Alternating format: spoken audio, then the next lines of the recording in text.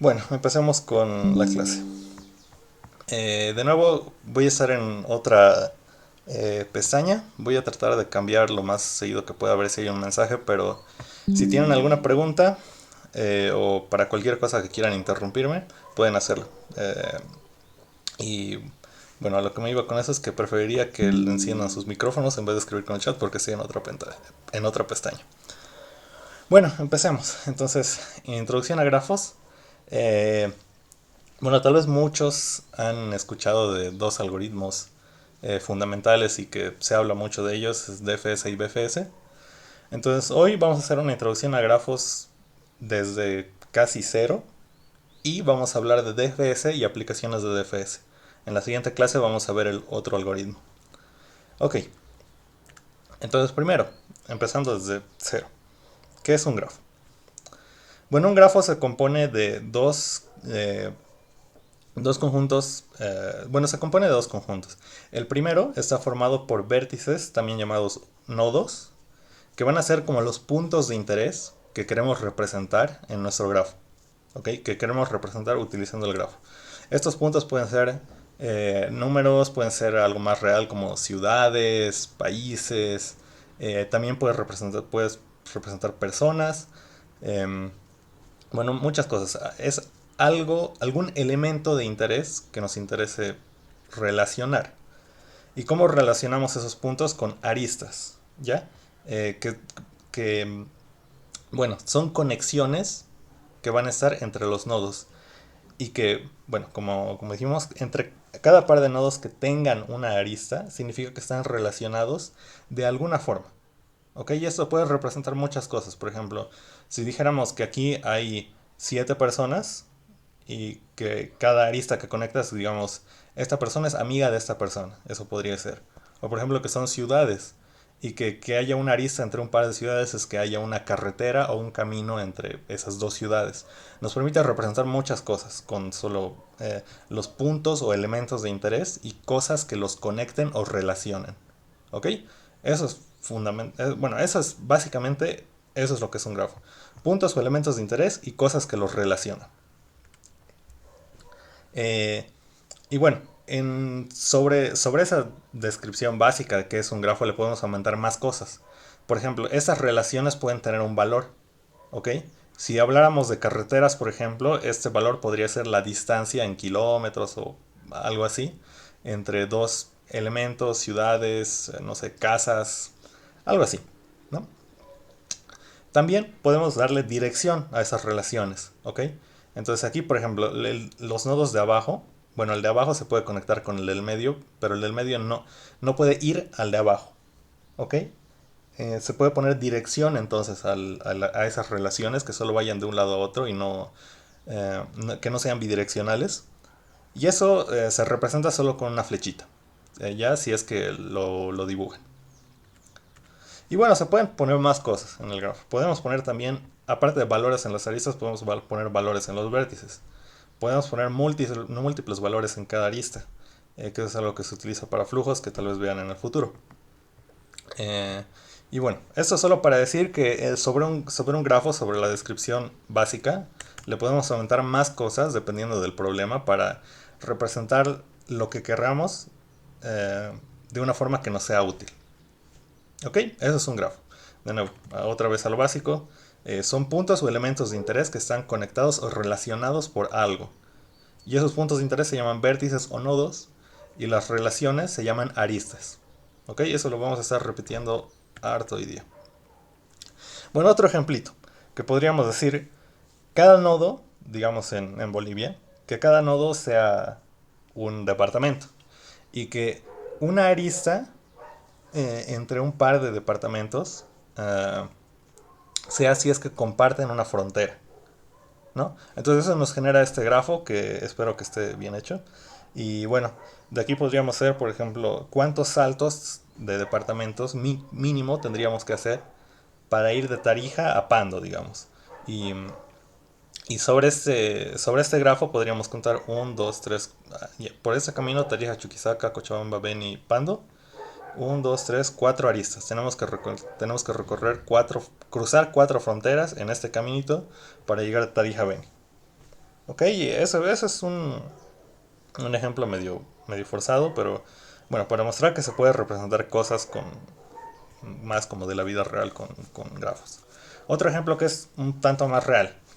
Eh, Como saben, entre conexiones de computadoras, si es que quieren, bueno, realizar la conexión o mandar información, no es instantáneo, ¿no? No es magia pura.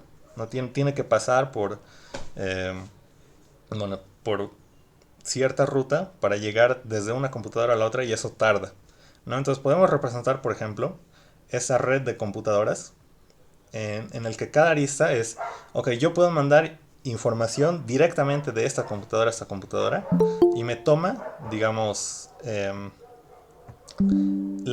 valor de la arista en milisegundos. Ok, eso podría ser. Entonces, teniendo esta red de computadoras, ¿cuánto es el tiempo mínimo que me va a tomar enviar un paquete o enviar información desde A hasta B con este grafo? Y bueno, analizándolo, viéndolo, eh, se puede ver que esta ruta que la estoy marcando con las aristas resaltadas de verde va a ser el camino mínimo para enviar algo de A hasta B. ¿Verdad? Entonces eso es algo más real que se puede resolver con grafos, representándolo y aplicando algún algoritmo que nos sea útil para, bueno, para resolver esto. Ok, y un ejemplo más abstracto. Eh, un ejemplo más abstracto. Tal vez se han preguntado alguna vez, ok, ¿cómo es que las calculadoras o las computadoras les doy una expresión matemática y me devuelven su resultado? Eh, para eso, digamos, las analizan cómo es, y por ejemplo, para la prioridad de las operaciones, que la multiplicación se realiza antes que la suma, se puede representar como un arbolito, que este árbol es como es un grafo, ¿no? Eh, en el que, por ejemplo, aquí, si un nodo o vértice es igual a una operación, esa operación se aplica al vértice que está conectado a su izquierda y a su derecha, ¿no? Entonces, por ejemplo, aquí, más, entonces, una aplicación de suma, a la derecha tengo 3 y lo tengo que sumar con algo más, que es la multiplicación. Y esa multiplicación va a ser el resultado de 2 por 7, ¿no? 2 por 7, 14, más 3, 17. Y eso eh, se puede representar como un grafo. Y luego sobre este grafo ya es más fácil eh, calcular el resultado de esta expresión matemática.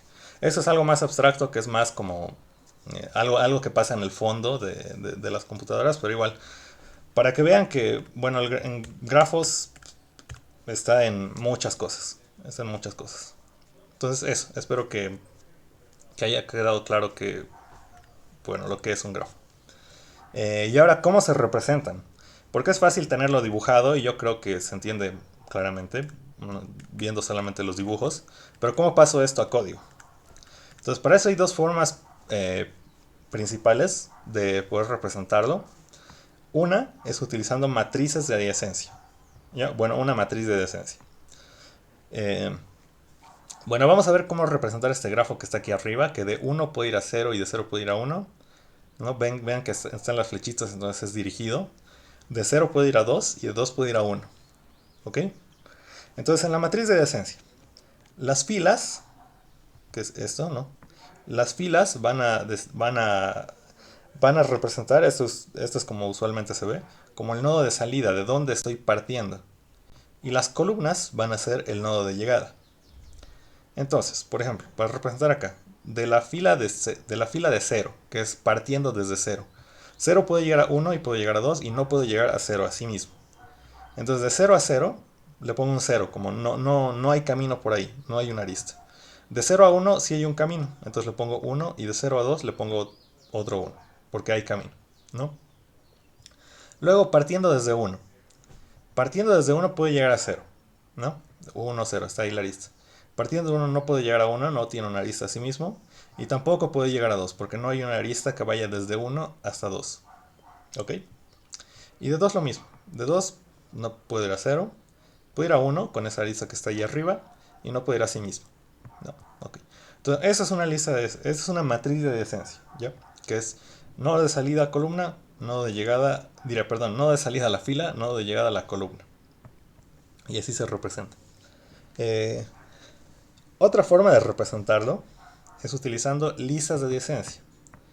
Ok, entonces, para empezar, algo que podemos notar de la matriz de adyacencia es que estamos representando aristas que no existen. No solamente estamos poniendo todas las aristas que hay en el grafo, estamos representando todas las aristas, estamos guardando, es lo importante, guardando todas las aristas que no están en el grafo. ¿No ve? Estamos guardando la información de que 0 a 0 no hay nada, de que 1 a 1 no hay nada, de que 1 a 2 no hay nada, de que de 2 a 0 no hay camino y de 2 a 2 no hay camino, no hay una arista, perdón. Um, bueno, porque camino sí hay, pero arista no hay, de 2 a 2. ¿No? Entonces estamos guardando información que puede que no nos sirva. Y de hecho en la mayoría de los problemas no es necesario guardar qué aristas no hay en el grafo. ¿Ok? Entonces para eso nos sirven las listas de adyacencia. ¿Qué son las listas de adyacencia? Son como una lista de listas. ¿Ok? Donde la primera, digamos, dimensión de la lista es qué nodo es el nodo de partida, ¿no? El nodo de salida. 0, 1, 2. ¿De dónde estoy saliendo? Y dentro de ese elemento de la lista hay otra lista. ¿Ok? Es una lista de listas. Dentro de esta lista hay otra lista. Y esa lista me va a decir a qué nodos puedo llegar desde este nodo. ¿Ok? Entonces de 0 puedo llegar a 1, 2, entonces le meto en la lista 1, 2. De 1 solo puedo llegar a 0, entonces le pongo 0. Y de 2 solo puedo llegar a 1, entonces le pongo 1. ¿Ok? Esas son las listas de adyacencia. Bueno, y esto, como ven, a simple vista es más eficiente en cuanto a memoria, ya que con las listas de adyacencia solo estamos guardando las aristas que existen, no estamos guardando las aristas que no existen. Entonces, es una gran ventaja, aunque tal vez al inicio sea un poco confuso, que es una lista de listas. eh, en general es como que prácticamente obligatorio resolver los problemas así. Porque a veces te dan grafos grandes, ¿no? Grafos de tamaño 10 a la 5. Entonces, si tenemos 10 a la 5 nodos, ¿de qué tamaño es la matriz de adyacencia? De 10 a la 10, ¿no? 10 a la 5 por 10 a la 5. Y eso en memoria no entra. Aparte de que en tiempo tampoco entraría a recorrer toda la matriz. Recuerden que en la clase de complejidad vimos que más o menos 10 a la 8 es como un segundo, entonces tardaría mucho tiempo. Ok, entonces eso es más eficiente. Y otra cosa interesante es que fíjense que por cada arista que conecta... Ah, no estás en grafos dirigidos. Eh, bueno, en general, por cada par de nodos, o por cada conexión de una arista, va a meter un valor acá. Si no fuera dirigido, si cada arista fuera las dos direcciones, cada arista va a meter dos elementos a alguna posición de la lista, ¿no? Entonces mete uno o dos elementos por aristas. El tamaño máximo de elementos en la lista de adyacencia va a ser 2 por la cantidad de aristas que haya. Entonces eso en notación O es O de aristas, ¿verdad? Entonces es igual bien eficiente. Bueno, pasamos al código de... Ok, ya sé qué es, pero ¿cómo lo meto al código? La matriz de adyacencia es bastante intuitivo, porque solo, digamos, tienes n nodos, solo te declaras una matriz de n por n, ¿no? Y en esa matriz... Ah, bueno, aquí me olvidé poner una cosa. Cuando declaras una matriz dentro del main se llena con basura. Deberíamos haber llenado toda esta matriz inicialmente aquí con ceros. Después de esto, llenarla con ceros. Pero bueno, asumimos que la matriz ya tiene ceros. Entonces, después de eso, simplemente le ponemos de dónde a dónde estoy yendo, de 0 a 1. Entonces ahí le pongo un 1, ¿no? Igual que estaba acá. Fila, columna. Y le pongo ahí el 1. De 0 a 1 le pongo 1. De 0 a 2 le pongo 1. De 1 a 0 le pongo 1. Y 2 a 1 le pongo 1 porque son todas las aristas que están yendo en su dirección respectiva. Ok, eso es para la matriz de adyacencia. Para la lista de adyacencia. Como dijimos, es una lista o un arreglo de listas. Una lista de lista o un arreglo de listas. ¿Ok?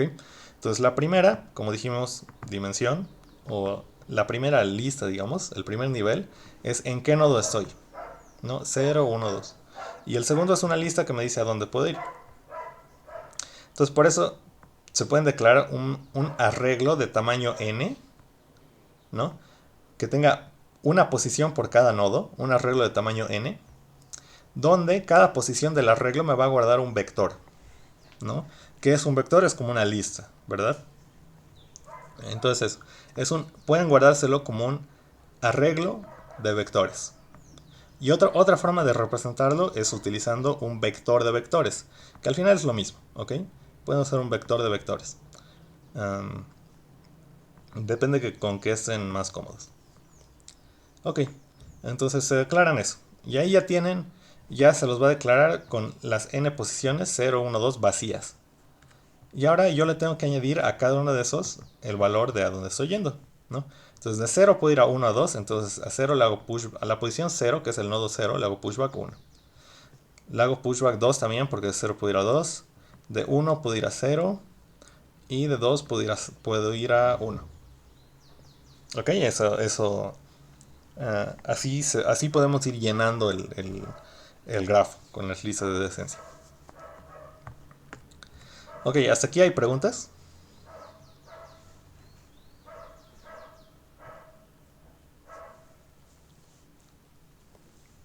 ¿No hay preguntas?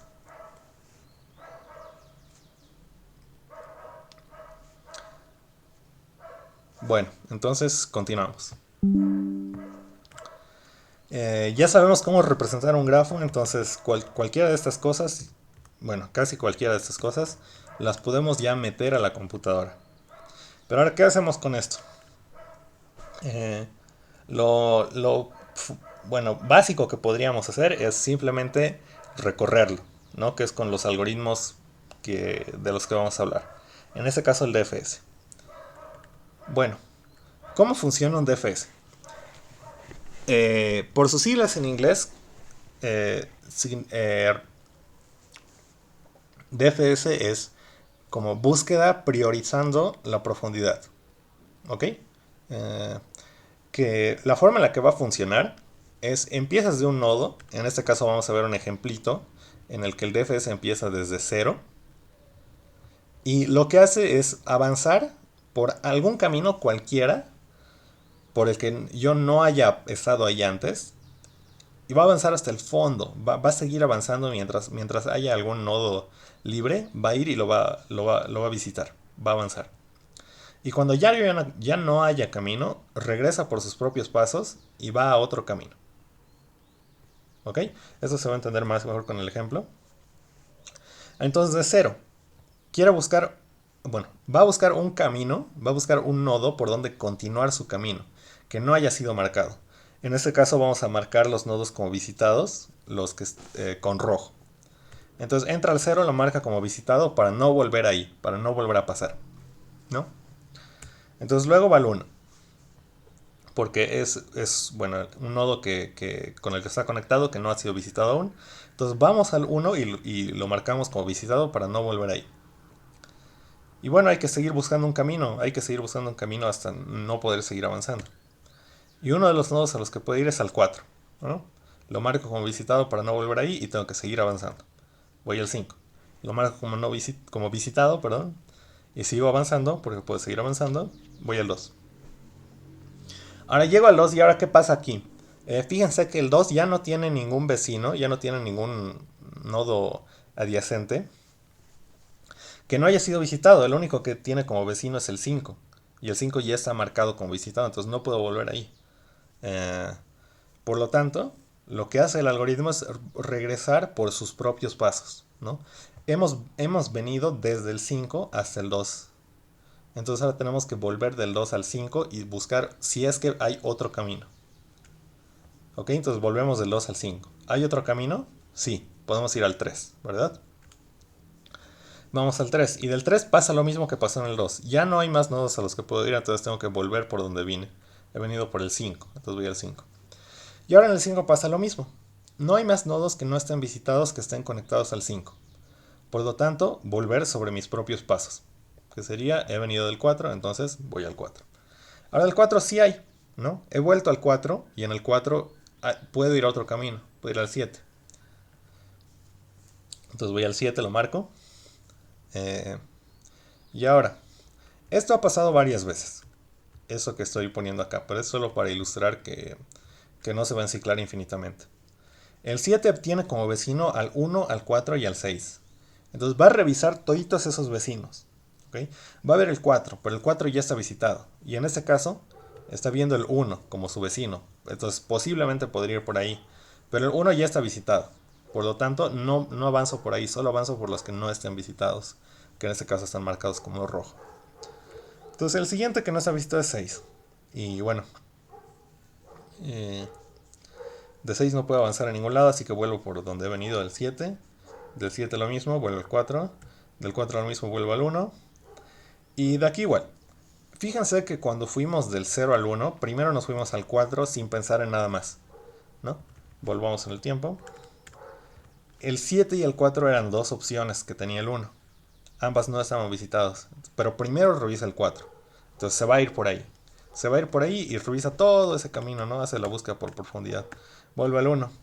Le, Solo ha revisado el 4, entonces le falta revisar al 7, porque también es uno de sus vecinos. Sin embargo, en todo ese camino que ya hemos hecho, al final se ha visitado el 7, ¿no? De alguna forma se ha visitado el 7, hemos logrado llegar ahí desde el 4. Entonces lo va a revisar, pero como ya se ha visitado no hace nada. No nos movemos por un nodo porque ya hemos visitado. Entonces no hay más a dónde ir, volvemos al 0. Y del 0 que pasa lo mismo, no hay más a dónde ir. Entonces ahí termina, ¿no? Del 0 no hay más caminos por donde podemos ir avanzando, termina el DFS. ¿Ok? Ese es el recorrido. De nuevo, básicamente es ir avanzando, lo voy a hacer un poco más rápido por profundidad, hasta que no encuentres un camino y luego vuelves. Avanzas, no hay más camino, vuelves. Vuelves, avanzas, no hay más caminos, vuelves. Vuelves, hasta que llegas al nodo desde el que has partido. Y una vez que ya no hay camino desde ahí, termina el DFS. Ok, eso es el DFS. Ahora pasando al código. Bueno, para eso necesitamos el grafo, una forma de representarlo, ¿no? Tenemos que tener el grafo. Y ahora tenemos que tener algo para marcar todos estos nodos, ¿no? Como visitados o no visitados. Entonces para eso lo que podemos usar es un vector de booleanos, un arreglo de booleanos, ¿no? Que, bueno, en este caso podemos ponerle vis de visitado. Y bueno, vamos a ver el código recursivo, porque es básicamente, o sea, este recorrido eh, tiene propiedades que nos permiten usarlo como recursividad, que es como lo que hacemos desde un inicio es buscar un camino, ¿no? Y cuando vamos a otro nodo, estamos buscando un camino desde ese nodo. Cuando vamos a otro nodo, estamos buscando un camino sobre ese nodo. Estamos haciendo la misma operación, estamos haciendo la misma función sobre otro elemento del grafo, ¿no? Pero es lo mismo. Y es exactamente lo mismo de buscar si hay un camino libre e irnos por ahí, ¿no? Entonces para eso aprovechamos la recursividad. Y también fíjense que eso de volver sobre tus propios pasos, eh, eh, seguramente lo vieron en la clase de recursividad, es backtracking, ¿no? Que literalmente su traducción a español es regresar sobre tus pasos, ¿no? Del DFS. Entonces, para eso igual nos es muy útil implementar lo recursivo y es muy cortito, ya que nos permite esas dos cosas. Implementar la misma búsqueda y volver sobre nuestros propios pasos. Ok, entonces vamos.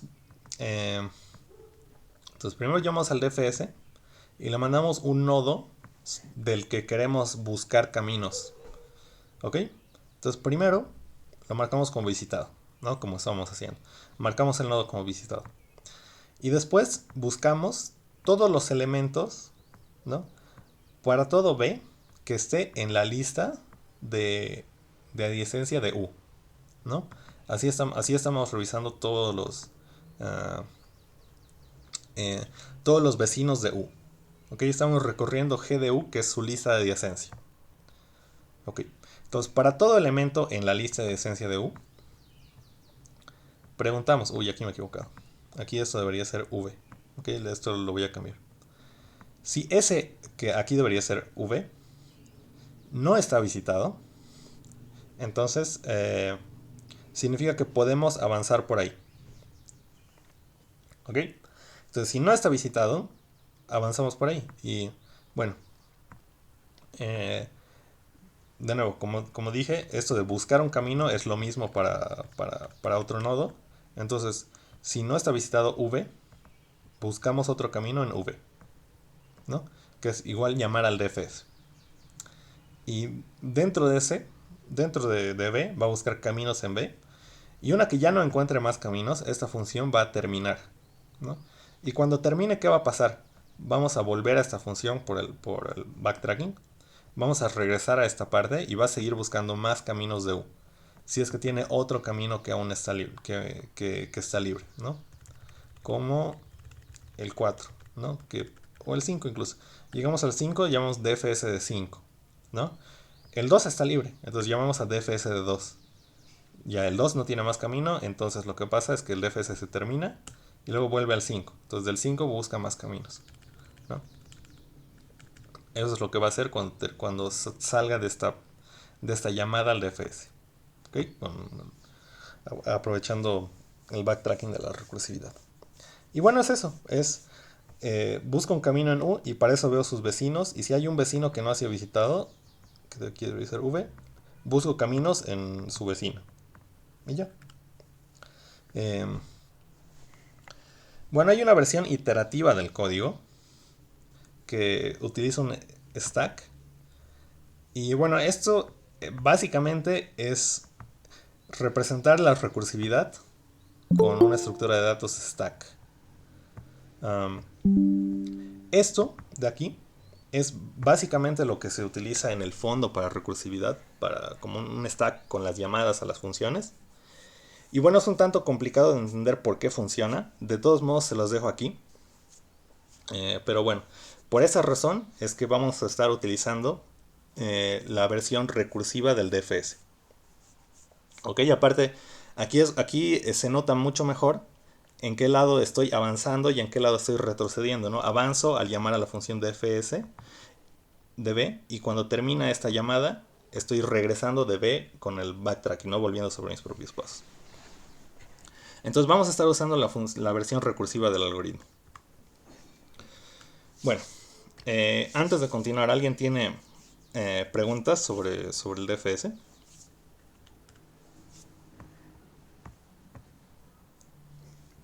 ¿O algo que quieran que repitamos?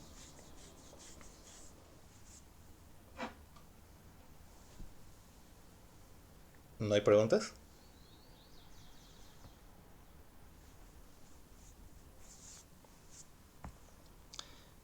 Bueno, entonces vamos a seguir. Bueno, entonces ahora ya sabemos cómo recorrerlo, el grafo, y bueno, podemos recorrerlo. Entonces, ¿qué hacemos con eso? Vamos a ver entonces unas cuantas aplicaciones. Ah, y la primera, la más básica, puede ser verificar conectividad entre componentes conexos.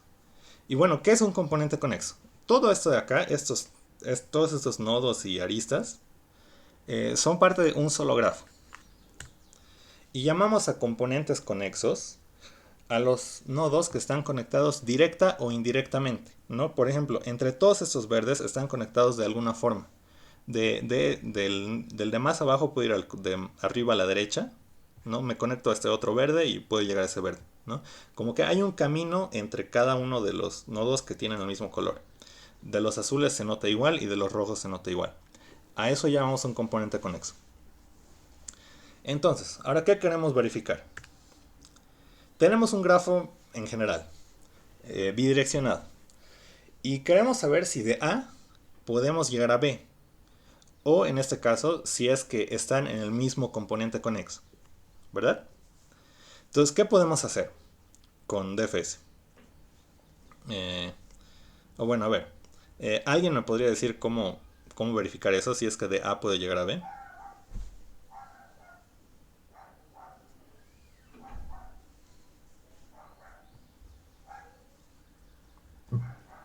Puedo decir, bueno, Eh, sí, ¿cómo bueno, verificarías si de A puedes llegar a B? iniciamos un DFS en A y luego al terminar ese DFS en A, si es que B ya fue visitado en el, bueno, si es que B fue visitado significa que se puede llegar a B desde A, si no, entonces significa que no se puede llegar a B desde A. Sí, exactamente eso. Podemos hacer un DFS desde A. Entonces fíjense qué pasa. Hacemos el DFS, busca los caminos, busca otro camino, vuelve, busca otro camino, no hay más. Y ahí termina. Entonces, una que termina el DFS, preguntamos, ¿B ha sido visitado?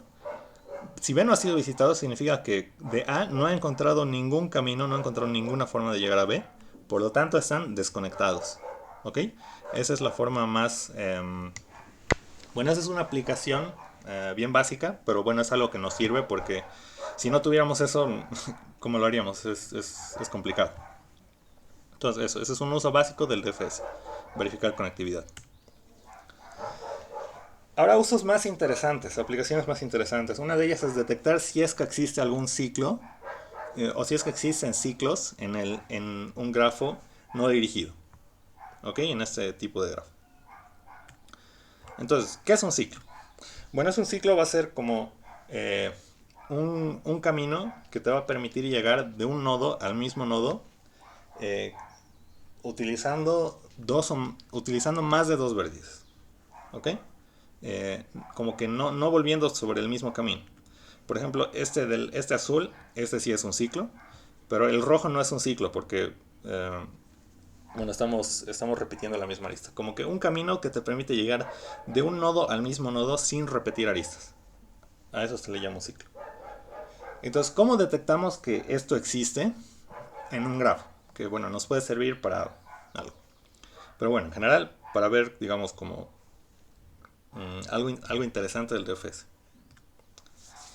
Bueno, entonces hacemos un DFS y vamos a ver qué podemos encontrar con eso. Entonces mandamos un DFS desde donde sabemos que hay un ciclo. Entonces va a ir ahí, buscando un camino. Luego, bueno, va a revisar ahí, no va a volver por ahí porque ya está visitado. Revisa ese otro nodo que es vecino y no está visitado, entonces avanza. Y ahora de nuevo vuelve a revisar ese, digamos, y no está, como ya está visitado no hace nada. Eh, y ahora está viendo otro nodo, pero no es de donde ha venido, ¿no? Por aquí vemos este nodo ya está visitado y es desde donde hemos venido, ¿no? Entonces no nos interesa hacer eso porque no tenemos que repetir aristas. Aquí igual, ve ese nodo y es de donde hemos venido. Entonces no nos interesa eso porque estamos repitiendo aristas. Pero aquí está viendo un vecino que ya ha sido visitado y que no es de donde ha venido, ¿no? Entonces, por más o menos podemos ver el DFS como si digamos, como alguien está caminando sobre el grafo, ¿no? Entonces, si estoy caminando y me encuentro con que puedo llegar a un nodo en el que ya ha sido visitado y no es de donde he venido, significa que de alguna forma he llegado ahí y puedo volver, ¿no? Sin repetir una arista. Entonces, de esa forma vemos, entonces sí se crea un ciclo, ¿no? Viendo uno que no es de donde he llegado y ya ha sido visitado. Entonces vemos ese, no puedo ir por ahí. Sé que no puedo ir por ahí y no voy por ahí, pero ya sé que existe un ciclo. ¿Ok? Para eso nos puede ayudar el DFS. De nuevo, entonces ya hemos visto que hay un ciclo y bueno, continuamos el DFS nomás. Volvemos de donde hemos venido, buscamos más camino. eh, de ese camino vemos que no podemos seguir avanzando, volvemos sobre nuestros propios pasos. Volvemos sobre nuestros propios pasos. Eh, bueno, eso igual nos permite, en las dos formas nos permite encontrar un ciclo, ¿no? Porque estamos viendo un nodo que ya ha sido visitado y no es de donde hemos venido. Entonces, de alguna forma hemos podido llegar ahí y no estamos repitiendo aristas eh, si es que fuéramos por ese ciclo. Entonces, ahí hemos encontrado el ciclo y lo hemos detectado dos veces. Pero bueno, solo una es necesaria para verificar si es que existen ciclos. ¿Ok? Y luego el otro DFS, si empezamos desde abajo, vemos que se hace normal y en ningún momento va a encontrar un ciclo, ¿no? Va a avanzar por arriba, hacia arriba y bueno, va a volverse sobre sus propios pasos hacia abajo y no va a detectar nada, ¿no? En cambio aquí vemos que sí hay un ciclo. Ok, entonces algo interesante, y esto es muy útil, fíjense del DFS, me voy a guardar las aristas de vuelta, ¿no? Las aristas que me están haciendo volver sobre mis propios pasos, ¿no? Y esto que me va a formar, me está formando un arbolito que, bueno, es como caminos en una sola dirección, eh, que me van a decir, de cada nodo, me va a decir de dónde he llegado a ese nodo, ¿no? Entonces, yo puedo guardarme esas flechitas. Ah, ¿Y para qué me sirven esas flechitas? Porque para aquí donde he detectado el nodo, el ciclo, fíjense que detecto el ciclo cuando encuentro un nodo visitado, ya lo he repetido varias veces, que no es de donde he venido, ¿no? Entonces necesito saber de dónde he venido para no contar eso como un ciclo. Y para contar lo otro como un ciclo, ¿no? Esto no es un ciclo, esto sí es un ciclo, ¿no? Necesito guardarme esa información. Que bueno, eso me dan las flechas azules. Entonces, ¿cómo me guardo eso? Eh, Tenemos aquí el código de DFS que ya lo vimos. Entonces, si no está visitado, no, entonces entramos a un nodo. Uy, aquí volvió a aparecer el bug. Aquí debería ser V. Eh, eh, sí, eso lo tengo que cambiar. Entonces, entramos a un nodo U, lo marcamos como visitado. Vemos todos sus vecinos por cada vecino V en la lista de esencia de U.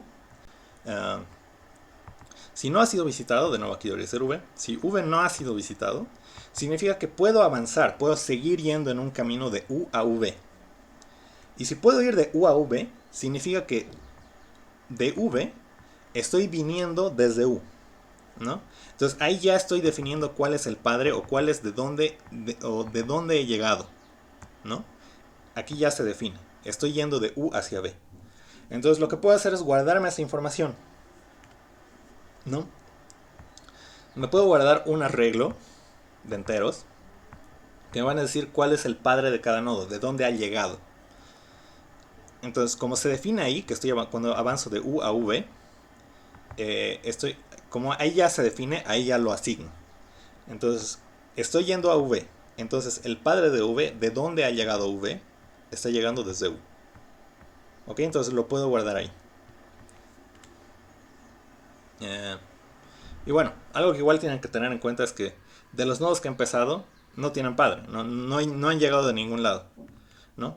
De los que empezaron el DFS. Entonces lo que puedo hacer es guardarlos como -1 o con algo que no va a aparecer en tu grafo. ¿Ok? Y eso para que no pasen cosas raras. Bueno, entonces, ¿cómo detecto el ciclo en esta parte donde hay un ciclo? Y ya tengo guardada la información de dónde he venido, que está en el padre. Entonces, ahora lo que le tengo que decir es, si estoy yendo, si tengo como vecino a un nodo que ya ha sido visitado y no es por donde yo he llegado, hay un ciclo. Entonces le añadimos eso literalmente.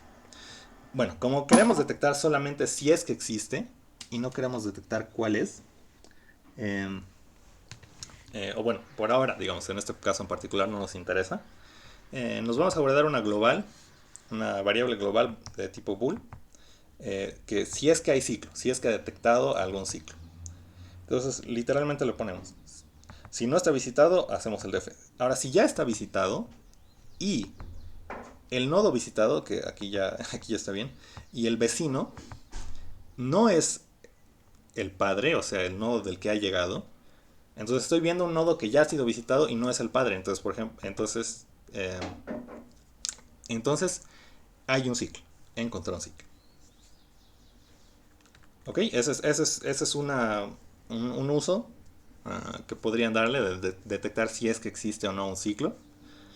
Y bueno, algo muy útil de acá que me gustaría que se les queden y le presten una especial atención es guardarte estos nodos de acá, ¿no? De dónde he llegado. De esa forma igual, por ejemplo, si es que les dieran un problema de detectar si es que A y B están conectados, ¿no? Y si sí están conectados, imprimir un camino, cualquier camino para llegar de A hasta B, ¿no? ¿Cómo recuperan el camino? Y una forma de hacerlo podría ser guardándose justamente estas flechas, ¿no? De dónde he llegado y empezar desde B y decir ya, de B de dónde he llegado, y luego de ahí de dónde he llegado, y luego de ahí de dónde he llegado, y eventualmente va a llegar desde B hasta A, ¿no? Y bueno, y luego se imprime en ese camino al revés. Eso podría, eso es un posible uso de esto. No, esto es muy útil, de saber de dónde ha llegado en el camino del DFS. Y lo pueden aplicar en otras búsquedas. Ok, otra aplicación interesante del DFS y que igual, como han visto, aquí el cambio del código del DFS original ha sido cortito. No hemos cambiado muchas cosas y ya nos permite, bueno, detectar otras cosas. Otra aplicación que es orden topológico. Eh, bueno, ¿qué es orden topológico? Es un concepto que se les da a los grafos dirigidos que no tienen ciclos. Eh, que bueno, lo podemos definir como el orden lineal de los vértices del grafo, tal que por cada arista de U que vaya a B, U está antes que B en ese orden lineal. ¿Ok? Se va a entender mejor con el grafiquito. Entonces tenemos este grafo que es dirigido, ¿no? Fíjense las flechitas, las aristas tienen una dirección. Eh, con orden lineal nos referimos a como que lo aplanamos, lo volvemos una lista en vez de un grafo. Y vemos sus aristas, ¿no? Entonces de A puede ir a B y de C puede ir a B. Entonces todas las aristas tienen que ir de izquierda a derecha para que sea un orden topológico correcto. Todas tienen que ir de izquierda a derecha. En este caso estos dos órdenes topológicos, ordenamientos topológicos, están correctos, ¿no? Porque todas las aristas van de izquierda a derecha. Cualquiera de estos es un orden topológico. Bueno, y después, solo para, digamos, aclaración, esto es un concepto de grafos dirigidos que no tienen ciclos, ¿no? Entonces, si tenemos esto de acá, de A a B, de B a C y de C a A, no tiene orden topológico. Y bueno, eh, para este otro grafo, igual, bueno, tiene varios ordenamientos topológicos y este es uno de ellos. Fíjense, lo aplanamos, ponemos todas los vértices, los nodos, lo ponemos como una lista y todas las aristas van de izquierda a derecha. ¿Ok? Eso es orden topológico. Eh, entonces, ¿cómo podemos obtener este orden topológico? Uh, para esto podemos aprovechar una propiedad del DFS, eh, que es una propiedad bien poderosa que se utiliza en varios algoritmos y bueno, es importante que la entiendan para el futuro. Y bueno, esa propiedad es que el DFS respeta la, digamos, el cómo está construido el grafo. ¿Ok? En ningún momento, digamos, cuando hacemos el DFS nos teletransportamos, ¿no? De un nodo a otro nodo. Siempre vamos por un camino y si volvemos para ver otro camino, volvemos sobre nuestros propios pasos. Entonces ahí estamos respetando la estructura del grafo. Y esa es la propiedad que nos sirve para hallar orden topológico y para eh, otros algoritmos interesantes. Entonces, ¿qué parte de eso nos sirve para el orden topológico? Entonces, fíjense, digamos que llegamos a este nodo, a un nodo así. Y de ese nodo podemos ir a más nodos. ¿Ok? Entonces, digamos que avanzamos por ese nodo y encuentra un camino y va el DFS, hace su trabajo. Vuelve, ¿no? Vuelve al nodo con el backtracking. Va al otro camino y hace lo mismo. Vuelve. Va al otro camino y hace lo mismo. Ahora, ¿qué pasa aquí? Una vez que ha terminado de ver todos los nodos a los que puede ir, significa que si todos esos nodos que están abajo los ponemos en una lista, todos los nodos a los que ha llegado tienen que estar a la derecha del nodo actual, ¿no? Porque eso va a hacer que esta arista, esas tres aristas, estén de izquierda a derecha. ¿Ok? Y bueno, sí, esto es importante, que si ya podemos regresar, si ya podemos hacer el backtracking, significa que ya hemos terminado de ver todos los nodos que teníamos que ver, ¿no? Ya hemos visto esos tres grupitos de abajo. Entonces, si ya hemos terminado de ver todos esos, significa que todas las aristas que haya desde el nodo actual, podemos poner ese nodo en el orden topológico y todo lo que haya abajo de ese nodo lo ponemos a la derecha de su orden topológico. Vamos a ver ahorita un ejemplo. Sí, eso es tal cual. Podemos poner el nodo antes de sus vecinos en el orden topológico, ¿no? Los ponemos antes que estos nodos de aquí abajo. Ok, entonces vamos a verlo en acción. Entonces primero, hacemos un DFS desde A. Entonces de A vamos a B, de B vamos a D. Ahora D no tiene más vecinos, entonces D lo podemos poner al final del orden topológico, ¿no? Entonces lo vamos a ir armando de a poquito. Entonces lo ponemos como único elemento del orden topológico. Terminamos. Hacemos backtracking, vamos a B. Ahora B ya no tiene más camino a donde ir, ¿no? Ya no hay más a donde ir. Entonces B lo podemos poner antes de los nodos que hemos visto desde B. ¿Qué nodos hemos visto desde B? Hemos visto D. Entonces, o que podemos ver desde B. ¿Qué nodo se puede ver desde B? D. Entonces lo ponemos antes de eso. Volvemos, backtracking. Vamos a... de A sí hay más camino, ¿no? Podemos ir a C, y de C podríamos ir a B. Pero bueno, no podemos porque ya está visitado. De todos modos, ya sabemos que está visitado. Entonces, si ya ha sido visitado, significa que ya está en la lista del orden topológico, ¿no? Porque ya hemos vuelto de ahí. Como ya está en la lista, yo sé que si pongo C al inicio del orden topológico, C va a estar antes que B. Y esa lista igual va a ir de izquierda a derecha. Entonces ponemos C al inicio de B. Bueno, al inicio del orden topológico. Ahora estamos en A, de A no hay más camino, lo mismo. Podemos poner A al inicio de la lista del orden topológico. Ahora nos falta E. Ahora de E podríamos ir a D, pero bueno, ya está visitado. Pero ahí se aplica lo mismo. Como D ya está visitado, significa que D ya está en la lista del orden topológico. Por lo tanto, puedo poner E antes, al inicio de la lista, y la lista de E a D va a estar de izquierda a derecha, como debería ser en el orden topológico. Entonces pongo E al inicio de la lista. Ya he terminado de ver todos esos nodos, entonces ese es el orden topológico. Y bueno, así funciona. ¿No ve? Antes de terminar o al momento de terminar de revisar un nodo, lo ponemos al inicio de la lista del orden topológico.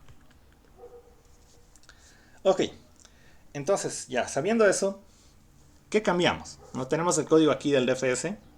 ¿Qué tenemos que cambiar para obtener el orden topológico? Aquí le he puesto algunas cositas y de nuevo aquí se me fue, aquí debería ser V.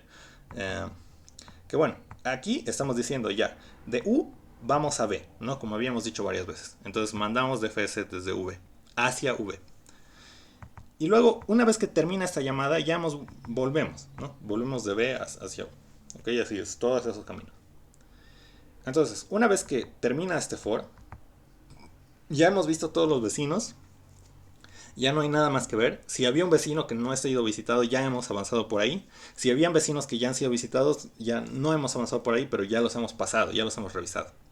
Entonces aquí termina y justo antes de que, bueno, justo después de este for, ¿no? En este código en particular, es cuando salimos, ¿no? Cuando volvemos hacia el nodo del que hemos llegado, ¿no? El backtracking, ¿no? Entonces justo antes de eso es, bueno, es en esta parte de acá.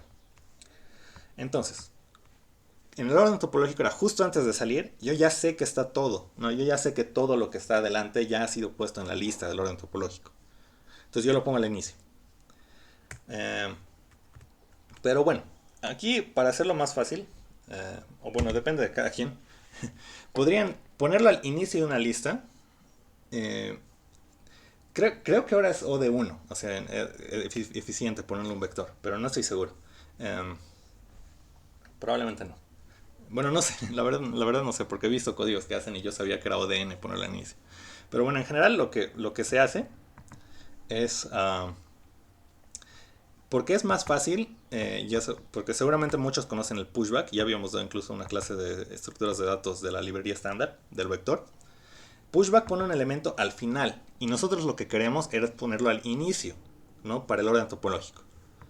Eh, pero simplemente, digamos, si lo ponemos al final de la lista del orden topológico, el orden topológico o la lista de orden topológico me va a salir al revés, ¿no? Y por eso lo estoy llamando aquí a mi vector orden topológico invertido.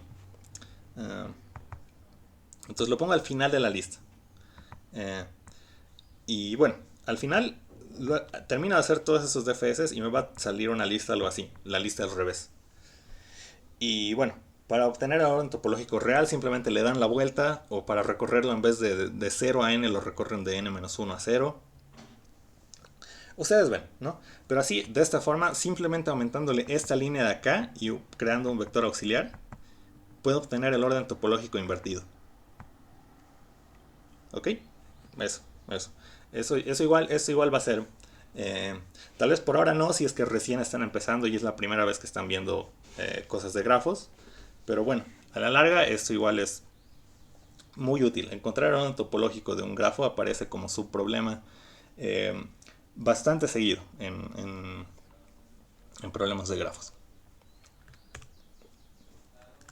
Y bueno, solo como comentario final, eh, hay otros algoritmos que,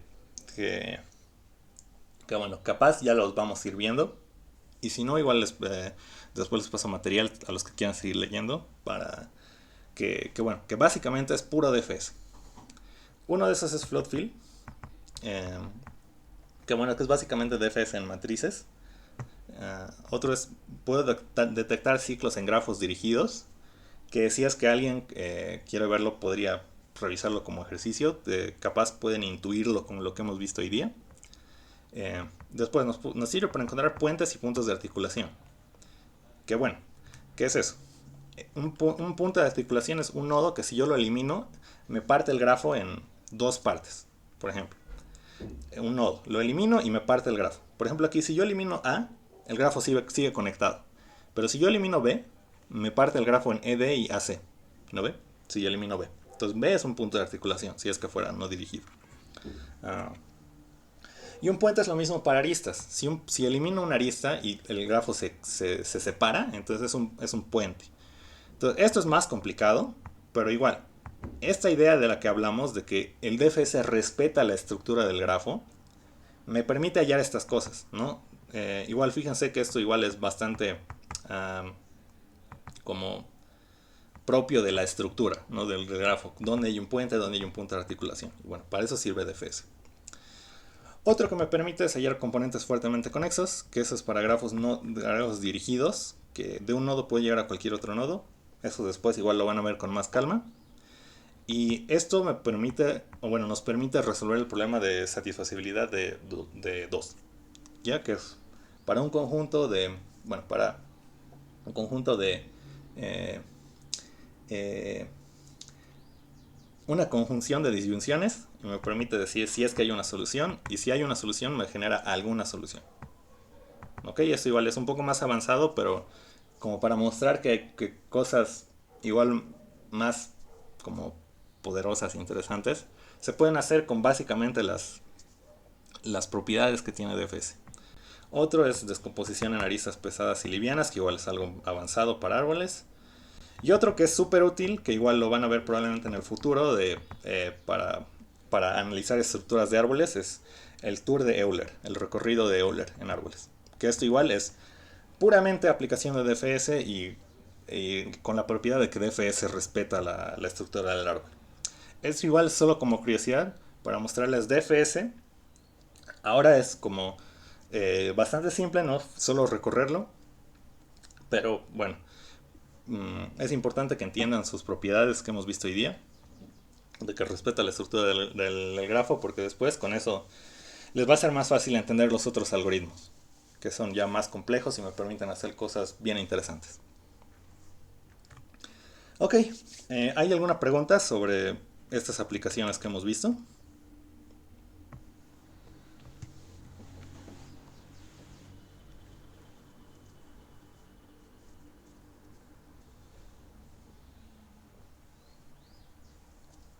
¿No hay preguntas ni comentarios para terminar? Sobre cualquier cosa.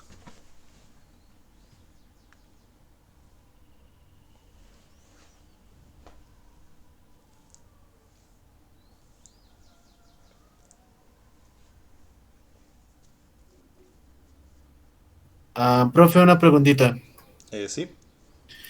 Profe, una pregunta. ¿Dónde se puede encontrar como problemas o ejercicios para este tipo de temas, profe?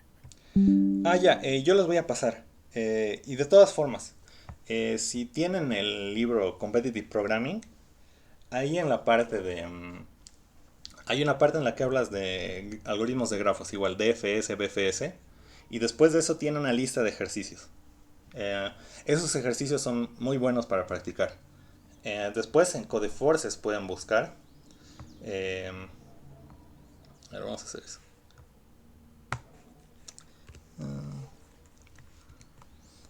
Sin embargo, uy, no lo abrí. Uy, lo eliminé. ¿Qué hice?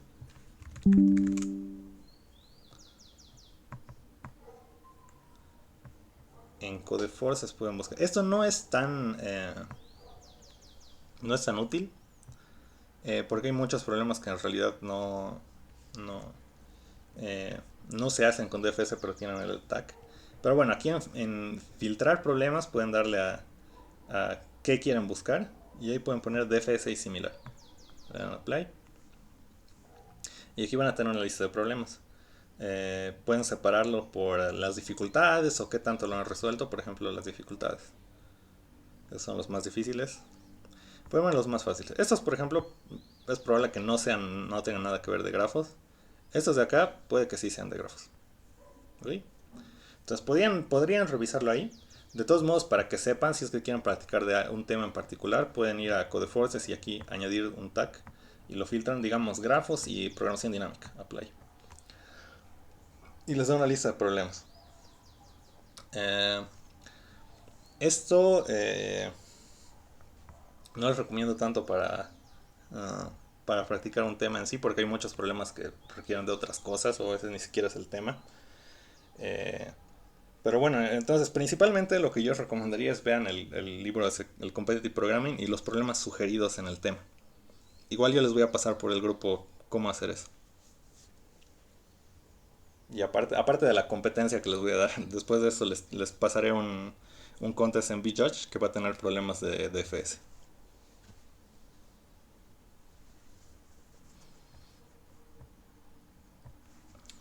Bueno, ¿hay alguna otra pregunta o comentario?